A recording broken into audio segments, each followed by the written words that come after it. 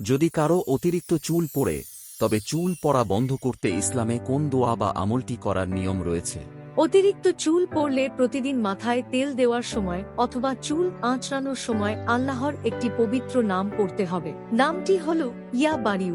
এটি প্রতিদিন 101 বার পরে মাথায় ফু দেবেন। এর পাশাপাশি প্রতিবার অজু করার সময় মাথা ভালো করে মাসেল করবেন। এতে চুলের গোড়া শক্ত হয় এবং চুল পড়া বন্ধ হয়। চেহারা সুন্দর রাখতে এবং চেহারায় এক ধরনের স্বর্গীয় আলো বা নুরানি ভাব ফুটিয়ে তুলতে কোন আমলটি করা উচিত?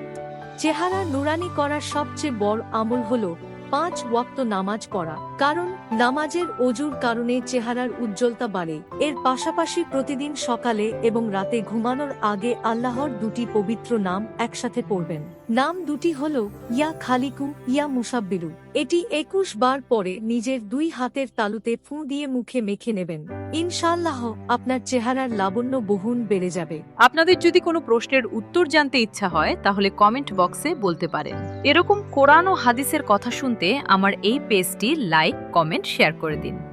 ফলো দিয়ে রাখুন যেন পরবর্তীতে এরকম আরো সুন্দর সুন্দর শিক্ষণীয় হাদিসের কথা শুনতে পারেন। ধন্যবাদ।